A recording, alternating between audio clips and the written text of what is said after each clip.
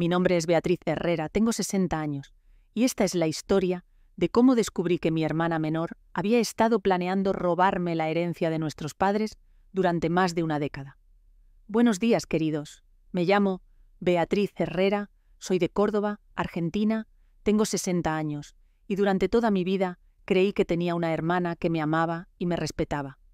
Estaba equivocada. Mi hermana Lucía, de 56 años, resultó ser la persona más manipuladora y calculadora que he conocido en mi vida. Somos hijas de don Roberto Herrera y doña Carmen Vega, que en paz descansen. Papá fue dueño de una estancia ganadera mediana en las afueras de Córdoba, y mamá provenía de una familia de comerciantes prósperos. Juntos construyeron un patrimonio sólido, la estancia de 500 hectáreas, una casa en el centro de Córdoba, algunas propiedades de alquiler y una buena cantidad de ahorros. Yo siempre fui la hija responsable.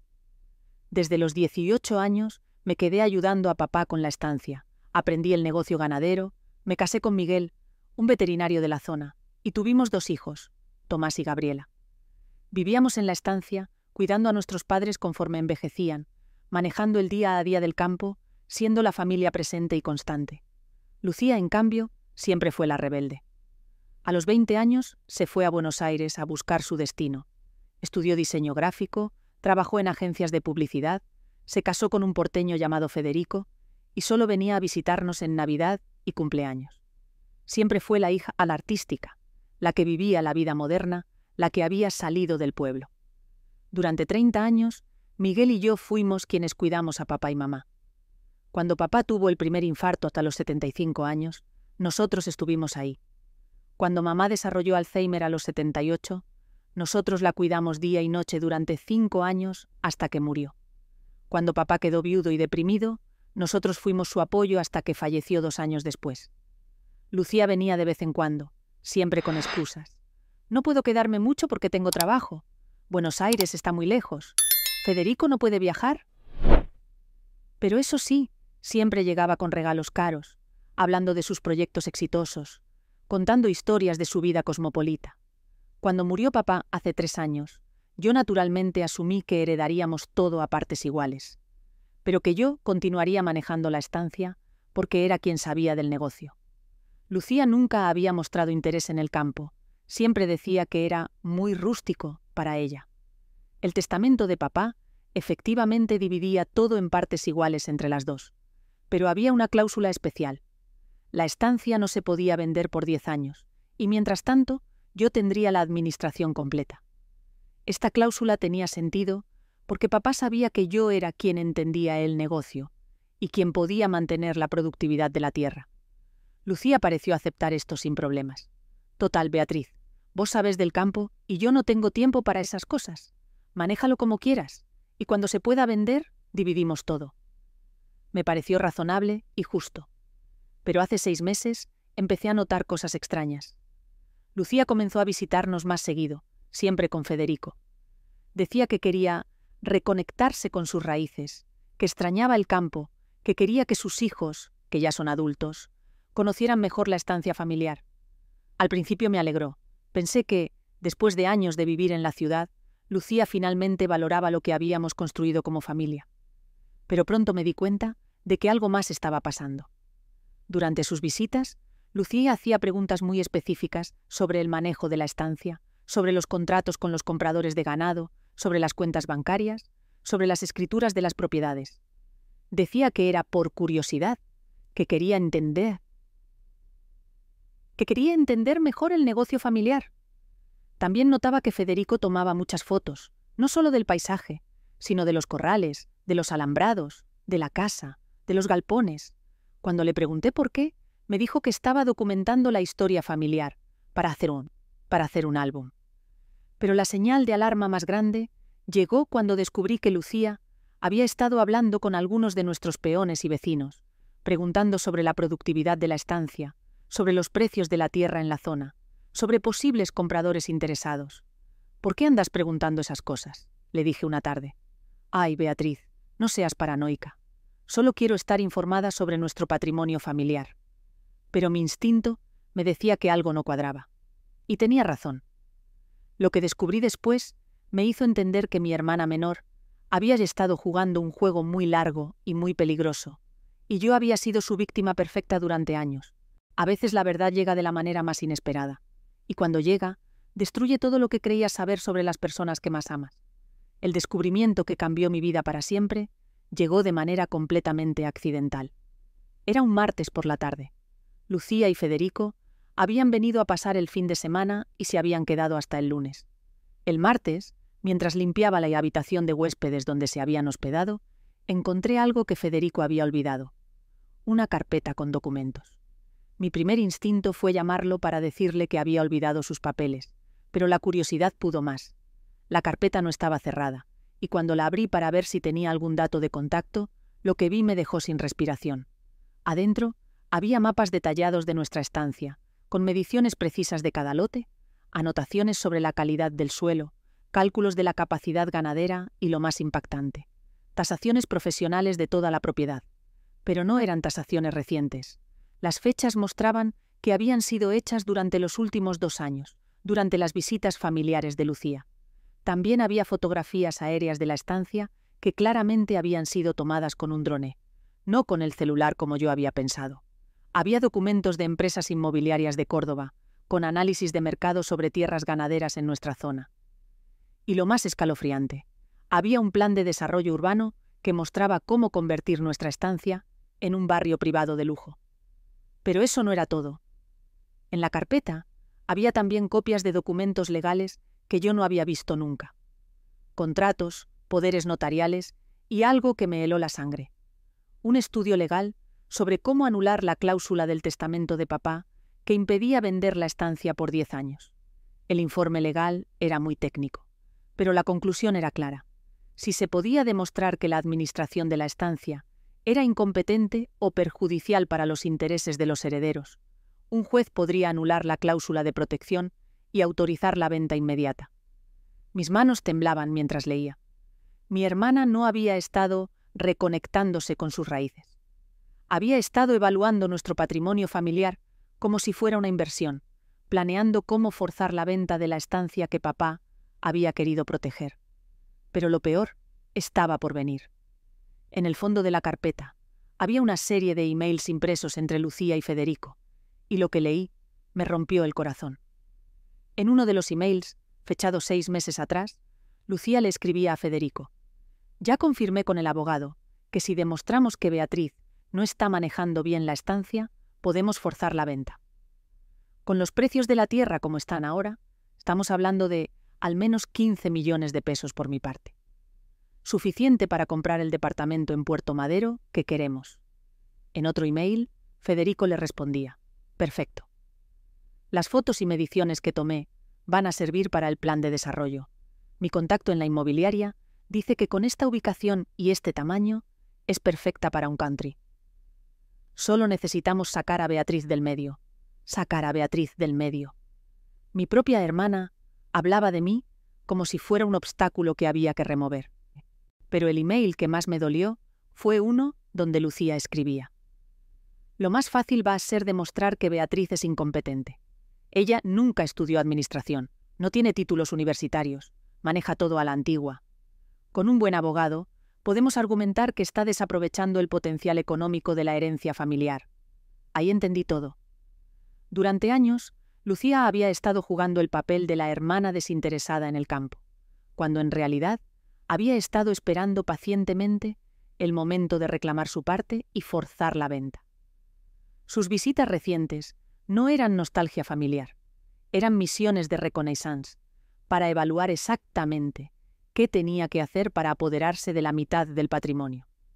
Y lo más doloroso, había estado documentando cada aspecto de mi administración, buscando errores, inconsistencias, cualquier cosa que pudiera usar para argumentar que yo era una administradora incompetente. Esa noche, después de que Miguel se durmió, me quedé despierta en la cocina, leyendo y releyendo esos documentos. No era solo la traición lo que me dolía, era darme cuenta de que durante años, cada conversación, cada pregunta, cada comentario aparentemente inocente de Lucía, había sido parte de un plan para despojarme de lo que papá había querido que yo protegiera. Miguel notó que algo me pasaba. ¿Qué tienes, mi amor? Estás muy callada desde ayer. Le mostré los documentos. Miguel, que siempre había sido más desconfiado de Lucía que yo, no se sorprendió tanto. Beatriz, yo siempre pensé que Lucía tenía algo raro con todas esas preguntas sobre la estancia. Pero no imaginé que fuera algo tan calculado. ¿Qué hago, Miguel? Es mi hermana. Es tu hermana que te quiere cagar, Beatriz. Y vos tenés que decidir si vas a dejar que lo haga. Esa frase me despertó completamente. Durante 60 años había sido la hermana mayor responsable, la que siempre cedía, la que siempre trataba de mantener la paz familiar. Pero Lucía había cruzado una línea que no tenía retorno. Si ella quería jugar sucio, yo le iba a enseñar lo que significaba enfrentarse a una mujer de campo que había aprendido a defender lo suyo. Durante 40 años manejando una estancia, había aprendido que los depredadores siempre muestran sus intenciones antes de atacar. Solo hay que saber observar. Durante los siguientes días después del descubrimiento, tuve que actuar con normalidad mientras mi mente trabajaba a toda velocidad, planificando mi respuesta. Lo primero que hice fue contactar a mi propio abogado, el doctor Raúl Mendoza, que había sido amigo de papá y conocía perfectamente la historia de nuestra familia. Beatriz, me dijo después de revisar los documentos que había encontrado, esto es muy serio. Tu hermana no solo está planeando forzar la venta, sino que además está construyendo un caso legal para removerte como administradora. Si tiene éxito, podría conseguir que un juez ordene la venta inmediata de toda la propiedad. ¿Pero es posible eso? Papá puso esa cláusula específicamente para proteger la estancia. Sí, es posible. Si un juez determina que la administración actual está perjudicando los intereses económicos de los herederos, puede anular cualquier cláusula del testamento. Y según lo que veo aquí, Lucía tiene un plan muy bien armado. El doctor Mendoza me explicó que la estrategia de Lucía era simple pero efectiva. Documentar cualquier aspecto de mi administración que pudiera ser interpretado como poco profesional o económicamente ineficiente. Luego, presentar un plan alternativo que mostrara el verdadero potencial de la propiedad si fuera desarrollada como un country o barrio privado. ¿Y qué puedo hacer para defenderme? Lo mejor sería demostrar que tu administración no solo es competente, sino que es superior a cualquier alternativa que ella pueda proponer. Pero para eso necesitamos tiempo y necesitamos que ella muestre sus cartas completamente. Ahí fue donde se me ocurrió mi plan. Si Lucía quería jugar el juego de la documentación y la evidencia, yo tenía ventajas que ella ni siquiera imaginaba. Durante 40 años viviendo en la estancia, yo conocía cada detalle del funcionamiento de la propiedad. Sabía exactamente qué tierras eran más productivas, cuáles tenían problemas de drenaje, dónde estaban las napas de agua, qué sectores tenían restricciones ambientales. Pero más importante, yo tenía 40 años de registros detallados de toda la operación. Papá me había enseñado desde joven a llevar registros meticulosos de todo: clima, pastos, ganado, gastos, ingresos, inversiones, problemas, soluciones. Durante 4 décadas había documentado cada aspecto de la estancia con la disciplina de un científico. Lucía pensaba que yo era una administradora amateur porque no tenía títulos universitarios. No sabía que yo tenía algo mucho más valioso: conocimiento empírico acumulado y documentado durante décadas. Mi plan tenía 3 fases. Primera fase, dejar que Lucía continuara con su investigación, pero ahora yo sabría exactamente qué estaba buscando y podría controlar qué información recibía. Segunda fase, documentar profesionalmente todo lo que Lucía estaba haciendo, asistiendo, para tener evidencia de su plan cuando llegara el momento. Tercera fase, presentar mi propia evidencia de una manera que demostrara no solo que mi administración era competente, sino que el plan de Lucía era un desastre económico y ecológico. Para la primera fase, necesitaba que Lucía siguiera creyendo que yo no sabía nada de sus planes. Le devolví la carpeta a Federico, llamándolo por teléfono. «Federico, te olvidaste una carpeta acá. Miguel la puede llevar a Córdoba cuando vaya al banco la semana que viene». «Ah, sí, gracias, Beatriz. Son unos papeles de trabajo, nada importante». «No quiero, no hay problema. Familia es familia». Durante las siguientes semanas, Lucía siguió visitando, pero ahora yo prestaba atención a cada pregunta, cada comentario, cada cosa que fotografiaba o medía. Y empecé a darle información muy específica, pero cuidadosamente seleccionada. Cuando me preguntaba sobre la productividad ganadera, le mostraba los números del peor año que habíamos tenido, debido a una sequía, sin mencionar que había sido excepcional. Cuando preguntaba sobre gastos de mantenimiento, le mostraba los costos de las reparaciones más caras, sin explicar que eran inversiones de capital que iban a durar décadas. Mientras tanto, empecé la segunda fase de mi plan. Contraté discretamente mi propio agrimensor para hacer para hacer mediciones oficiales de toda la propiedad, mi propio tasador para hacer valuaciones actualizadas y, lo más importante, contraté un estudio ambiental completo de la tierra. Este último punto era crucial. Lo que Lucía no sabía, porque nunca había vivido en el campo, era que nuestra estancia tenía varias restricciones ambientales importantes. Parte de la propiedad incluía humedales protegidos, había corredores de fauna silvestre que no se podían interrumpir, y existen leyes provinciales muy estrictas sobre el desarrollo urbano en tierras ganaderas. Su plan de convertir la estancia en un country no solo era ecológicamente irresponsable, sino que probablemente era legalmente imposible. Para la tercera fase, comencé a preparar mi propio expediente. Durante 40 años, yo había estado llevando registros de todo, pero nunca los había organizado de manera profesional. Ahora, con la ayuda del Dr. Mendoza, comenzamos a compilar toda esa información en un formato que cualquier juez pudiera entender. Teníamos registros climáticos de 4 décadas, datos de productividad ganadera, año por año, análisis de suelos, estudios de capacidad de carga, registros financieros completos, documentación de todas las mejoras realizadas y planes de manejo sostenible a largo plazo. Pero mi golpe maestro vino cuando me di cuenta de algo que Lucía había pasado por alto completamente. En sus emails había mencionado que quería usar la venta de la estancia para comprar un departamento en Puerto Madero. Pero lo que no sabía era que papá había incluido una cláusula muy específica en el testamento que prohibía usar la herencia familiar para inversiones especulativas en desarrollos urbanos de lujo. Papá había puesto esa cláusula porque siempre había desconfiado de las burbujas inmobiliarias y quería asegurarse de que la herencia familiar se mantuviera en inversiones productivas o se usara para mejorar la calidad de vida de la familia, no para especular. Lucía, en su propia correspondencia, había documentado exactamente la intención que papá había querido prevenir. Después de 2 meses de preparación silenciosa, ya tenía todo lo que necesitaba para mi contraataque. Lucía no tenía idea de que había caído en su propia trampa y que cada email, cada pregunta, cada medición que había hecho se había convertido en evidencia en mi favor. Era hora de que mi hermana menor aprendiera que subestimar a la hermana mayor había sido el error más grande de su vida. Hay momentos en la vida donde tienes que decidir si vas a seguir siendo víctima o te vas a convertir en la heroína de tu propia historia. La oportunidad perfecta para mi confrontación llegó de manera inesperada. Lucía me llamó un miércoles por la mañana, muy emocionada. «Beatriz, tengo noticias increíbles. Federico conoce a un inversor de Buenos Aires que está interesado en comprar propiedades rurales para desarrollo. Quiere venir este fin de semana a ver la estancia». «¿Un inversor? ¿Para qué?»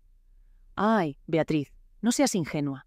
Con los precios de la tierra como están, podríamos estar sentadas en una mina de oro. Solo quiere ver el potencial de desarrollo que tiene la propiedad». Ahí supe que había llegado el momento. Lucía había decidido acelerar su plan, probablemente porque sentía que ya tenía suficiente información. «Está bien, Lucía. Que venga cuando quiera». «¿En serio? Qué bueno que estés abierta a las posibilidades». Durante los siguientes días, preparé meticulosamente mi contraataque. El Dr. Mendoza estaría presente, presentado como un asesor familiar para la reunión. También invité a nuestro contador, don Carlos Vega, que había manejado las finanzas de la estancia durante 20 años, y a Miguel, por supuesto. El sábado por la mañana llegaron Lucía, Federico y el famoso inversor, un hombre de unos 50 años llamado Ing. Marcelo Russo.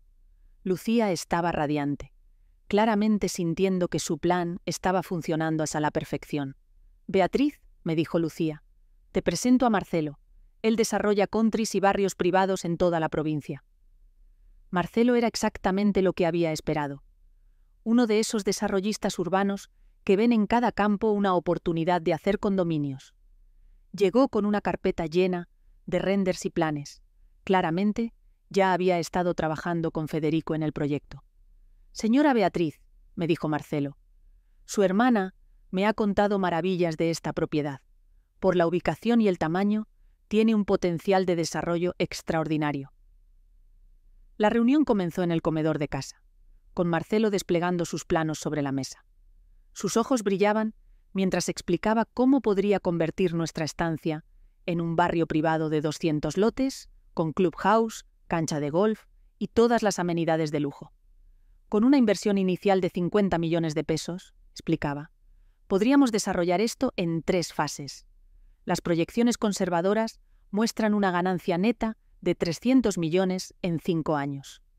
Lucía me miraba con una sonrisa triunfante, esperando que yo estuviera impresionada con las cifras. «¿Qué te parece, Beatriz?» «Muy interesante», respondí calmadamente. «Pero antes de que sigamos, hay algunas cosas que creo que Marcelo debería saber sobre esta propiedad». Saqué mi propia carpeta, mucho más gruesa que la de él. «Marcelo, ¿usted revisó los estudios ambientales de esta tierra antes de hacer sus proyecciones?» La expresión de Marcelo cambió ligeramente. «Bueno, asumí que Federico había hecho esas verificaciones. Entiendo. ¿Y revisó las restricciones legales para desarrollo urbano en esta zona específica?» No, pero normalmente esos son obstáculos que se pueden resolver, ya veo. ¿Y Federico le mencionó que el 40% de esta propiedad incluye humedales protegidos por ley provincial? Federico se puso pálido. Claramente, no había investigado esos detalles. Y le comentó que existe un corredor de fauna silvestre que atraviesa exactamente donde usted planeó poner la cancha de golf. Lucía intervino, visiblemente molesta. «Beatriz, ¿qué estás haciendo? Esos son detalles técnicos que se pueden resolver». «¿Ah, sí?» Saqué el estudio ambiental que había contratado. Según este informe profesional, desarrollar esta tierra para uso urbano violaría al menos 12 regulaciones ambientales provinciales y 8 nacionales. Las multas por infracciones ambientales, en casos similares, han llegado a 100 millones de pesos. El silencio en la habitación era palpable. Marcelo revisaba nerviosamente sus papeles. «Pero hay más», continué. Saqué las copias de los emails que había encontrado. «Lucía, ¿te gustaría explicarle a Marcelo cómo conseguiste la información para este proyecto?» Lucía se puso roja. «¿De qué estás hablando?» «Estoy hablando de esto». Puse los correos sobre la mesa.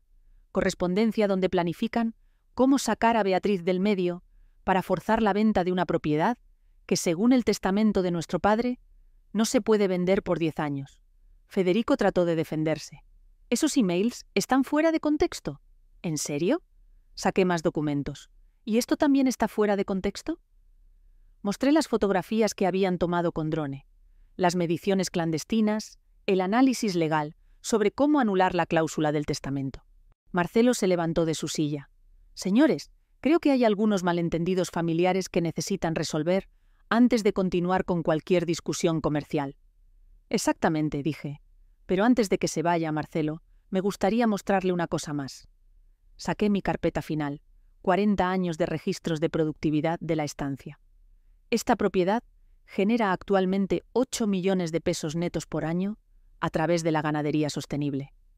En 10 años habría generado 80 millones sin destruir el ecosistema. Su proyecto, asumiendo que fuera legalmente viable, tomaría 5 años en generar ganancias, con un riesgo ambiental y legal enorme. Le mostré los números, año por año, década por década. Además, la ganadería sostenible que practicamos aquí no solo preserva el ambiente, sino que mejora la calidad del suelo año tras año. Su proyecto lo destruiría permanentemente. Marcelo revisó los números en silencio. Después de unos minutos, cerró su carpeta. «Señora Beatriz, tengo que admitir que no había considerado estos factores. Claramente, la información que recibí estaba incompleta». Se dirigió a Lucía y Federico. «Creo que necesitan resolver sus asuntos familiares antes de considerar cualquier desarrollo. Desde el punto de vista empresarial, este proyecto tiene demasiados riesgos legales y ambientales». Después de que Marcelo se fue, la verdadera confrontación comenzó. Lucía estaba furiosa. «Beatriz, saboteaste completamente la reunión». «No, Lucía. Impedí que cometieras el error más grande de tu vida». ¿Qué error? Estábamos hablando de 150 millones de pesos. Estábamos hablando de destruir lo que papá construyó durante 50 años, violar el testamento que él hizo específicamente para proteger esta tierra, y además hacerlo de manera que podría haberte llevado a la cárcel por infracciones ambientales. Federico trató de intervenir, pero yo no había terminado. Y más importante, Lucía, estábamos hablando de la traición más calculada que he visto en mi vida. Puse todos los correos sobre la mesa. Durante meses has estado documentando cada aspecto de mi trabajo, buscando errores, planeando cómo removerme como administradora, llamándome incompetente a mis espaldas. Lucía no tenía respuesta para eso. Pero lo que más me duele, continué, es que durante todos estos años, mientras yo cuidaba a nuestros padres, mientras mantenía la estancia funcionando, mientras preservaba el patrimonio familiar, vos estuviste esperando el momento de convertir todo eso en plata rápida. La confrontación duró 3 horas más. Al final, Lucía y Federico se fueron sin decir adiós. Pero yo sabía que la guerra no había terminado. Había ganado esta batalla, pero Lucía probablemente buscaría otra manera de conseguir lo que quería. Era hora de tomar medidas definitivas para proteger lo que papá había querido que yo cuidara. 6 meses después de esa confrontación, mi vida había cambiado para siempre. Y Lucía había aprendido que subestimar a la hermana mayor fue el error más costoso de su vida. Los meses que siguieron a esa reunión desastrosa fueron tensos pero productivos. Lucía no me dirigió la palabra durante 3 meses, y cuando finalmente lo hizo, fue a través de su abogado. Exactamente como había predicho el doctor Mendoza, mi hermana decidió proceder con su plan original, presentar una demanda para anular la cláusula del testamento y forzar la venta de la estancia. La demanda que recibí era extensa y agresiva. Lucía alegaba que mi administración de la estancia era incompetente, económicamente ineficiente y perjudicial para los intereses de los herederos. Pedía que un juez me removiera como administradora y ordenara la venta inmediata de toda la propiedad. Pero lo que Lucía no sabía era que durante esos 3 meses de silencio, yo no había estado esperando pasivamente. Había estado construyendo el caso más sólido de mi vida. Con la ayuda del doctor Mendoza, presentamos una respuesta que no solo refutaba cada alegación de Lucía, sino que además incluía una contrademanda por interferencia maliciosa con la administración de herencia y conspiración para violar las disposiciones testamentarias. Nuestro expediente incluía, primero, 40 años de registros financieros que demostraban que la estancia había sido consistentemente rentable bajo mi administración, con ganancias que habían crecido un 340% en términos reales durante las últimas 4 décadas. Segundo, 3 tasaciones profesionales independientes que confirmaban que la administración sostenible había incrementado el valor de la tierra un 280% por encima de propiedades similares en la región. Tercero, el estudio ambiental completo que demostraba que el plan de desarrollo de Lucía no solo era ecológicamente destructivo, sino legalmente imposible debido a las múltiples restricciones ambientales. Cuarto, y más importante, toda la correspondencia entre Lucía y Federico, donde documentaban su plan para sacar a Beatriz del medio, incluyendo las mediciones clandestinas, las fotografías tomadas sin permiso y la conspiración para falsificar información sobre la productividad de la estancia. Pero nuestro golpe maestro fue el quinto elemento, una auditoría forense de las finanzas de Lucía, que revelaba que ella tenía una necesidad desesperada de dinero inmediato. Su negocio de diseño gráfico en Buenos Aires había fracasado durante la pandemia. Federico había perdido su trabajo y habían hipotecado su departamento hasta el límite. Necesitaban urgentemente el dinero de la venta de la estancia para evitar la bancarrota. Esta información fue crucial porque demostraba que la demanda de Lucía no estaba basada en preocupaciones legítimas sobre la administración de la herencia, sino en una necesidad económica personal que la llevaba a violar directamente las intenciones del testamento de papá. El juicio se llevó a cabo 6 meses después. El juez Dr. Martín Córdoba era conocido por ser meticuloso y por valorar especialmente la preservación de patrimonios familiares rurales. Cuando el doctor Mendoza presentó nuestro caso, pude ver cómo la expresión del juez cambiaba conforme revisaba la evidencia. El testimonio más devastador fue cuando presentamos las grabaciones de las conversaciones entre Lucía y algunos peones de la estancia, donde ella había tratado de convencerlos de que testificaran sobre supuestos problemas de manejo, que en realidad eran prácticas estándar de ganadería sostenible.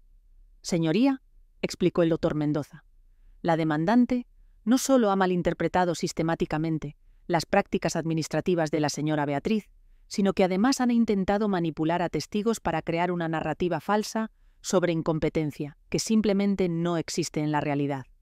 Cuando llegó el turno de Lucía para defenderse, su abogado presentó un caso débil, basado principalmente en argumentos teóricos sobre maximización del potencial económico y modernización de prácticas agrícolas. Pero cuando el juez le preguntó directamente sobre las grabaciones y emails que demostraban su conspiración, Lucía no tuvo respuestas convincentes. El momento más dramático del juicio llegó cuando el juez pidió un receso y ordenó una inspección personal de la estancia. Durante 2 días, expertos judiciales, peritos ambientales y especialistas en ganadería evaluaron in situ toda la operación. Lo que encontraron fue exactamente lo opuesto a lo que Lucía había alegado. Una estancia modelo en términos de sostenibilidad, productividad y manejo ambiental. Los peritos confirmaron que la administración de Beatriz no solo era competente, sino ejemplar. Pero la verdadera satisfacción llegó cuando el perito ambiental explicó al juez que implementar el plan de desarrollo de Lucía habría resultado en multas ambientales de aproximadamente 80 millones de pesos, además de posibles procesos penales por destrucción de humedales protegidos. El fallo del juez fue contundente y definitivo. No solo rechazó completamente la demanda de Lucía, sino que además, primero, confirmó mi derecho exclusivo a administrar la estancia por el período completo establecido en el testamento, con una extensión adicional de 5 años, en reconocimiento a la administración ejemplar demostrada. Segundo, ordenó a Lucía pagar todos los costos legales del juicio, que ascendían a más de 2 millones de pesos. Tercero, estableció una restricción legal permanente que impedía cualquier intento futuro de cuestionar mi administración sin evidencia objetiva de mala gestión. Cuarto, y más satisfactorio, ordenó que Lucía pagara una compensación de 5 millones de pesos por interferencia maliciosa con la administración de la herencia y por los gastos que yo había tenido que hacer para defender mi posición. Pero el juez no se detuvo ahí. En una sección especial del fallo, escribió: «Este caso representa un ejemplo claro de cómo los intereses económicos personales pueden llevar a intentos de subvertir las claras intenciones de un testamento familiar. La administración de la señora Beatriz Herrera no solo ha demostrado ser competente, sino que ha preservado y mejorado significativamente el patrimonio familiar, exactamente como el testador había previsto». La sentencia fue un golpe devastador para Lucía. No solo perdió completamente su demanda, sino que además se encontró en una situación financiera aún peor. Los 7 millones de pesos que debía pagar, costos legales más compensación, la obligaron a vender su departamento en Buenos Aires y mudarse a un lugar mucho más modesto. Pero mi satisfacción más grande no fue financiera, sino familiar. Después del juicio, mis hijos Tomás y Gabriela, que habían estado siguiendo todo el proceso, me expresaron su admiración y orgullo por cómo había manejado la situación. «Mamá», me dijo Gabriela, «durante años pensé que eras demasiado buena, que dejabas que la gente se aprovechara de vos. Pero ahora entiendo que tu bondad nunca fue debilidad. Era paciencia estratégica». Tomás agregó: «Lo que más me impresiona es que no destruiste a la tía Lucía por venganza.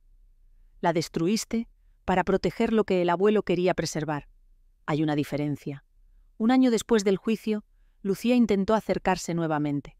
Me llamó un día, con una voz muy diferente a la que había usado durante años. «Beatriz», me dijo, «quiero pedirte perdón. Sé que lo que hice fue imperdonable. Lucía, vos no me traicionaste a mí solamente. Traicionaste la memoria de papá y todo lo que él quería preservar. Lo sé, estaba desesperada económicamente y tomé decisiones terribles. ¿Hay alguna manera de que podamos reconstruir nuestra relación? pensé cuidadosamente antes de responder. Lucía, el perdón es posible, pero la confianza se construye con acciones, no con palabras. Si realmente querés reconstruir nuestra relación, empezá por respetar lo que papá quiso que yo cuidara. Hoy, 2 años después de todo este conflicto, puedo decir que la estancia está más próspera que nunca. He implementado nuevas tecnologías de manejo sostenible que han incrementado la productividad un 25% adicional. También he comenzado un programa de turismo rural educativo que genera ingresos adicionales mientras enseña a las familias urbanas sobre la vida en el campo. Lucía viene a visitarnos ocasionalmente, pero la relación nunca volvió a ser la misma. No por resentimiento mío, sino porque ahora ambas sabemos exactamente quiénes somos realmente. Mi mensaje para todas las mujeres que están escuchando esta historia, especialmente las que han dedicado su vida a cuidar patrimonios familiares, es muy claro. No permitan que nadie, ni siquiera la familia, las haga sentir culpables por proteger lo que han construido o preservado. Durante años, yo pensé que mantener la paz familiar era más importante que defender mis derechos. Estaba equivocada. A veces, hacer justicia requiere enfrentar a las personas que más amas, pero si no lo haces, terminarás perdiendo tanto la familia como lo que trataste de preservar. A los 60 años, Beatriz Herrera aprendió que la bondad sin límites se convierte en debilidad, pero la bondad con límites claros se convierte en fortaleza. Y esa fortaleza no solo protege lo que amas, sino que también enseña a otros a respetarlo. Esta fue mi historia, la historia de cómo una mujer de campo de 60 años demostró que el amor por la familia no significa aceptar el abuso familiar, y que defender lo que es justo a veces requiere la guerra más difícil de todas, la guerra contra quienes creías que te amaban. Gracias por escucharme, y recuerden, proteger tu patrimonio no es egoísmo, es responsabilidad, y esa responsabilidad no tiene edad, y quizá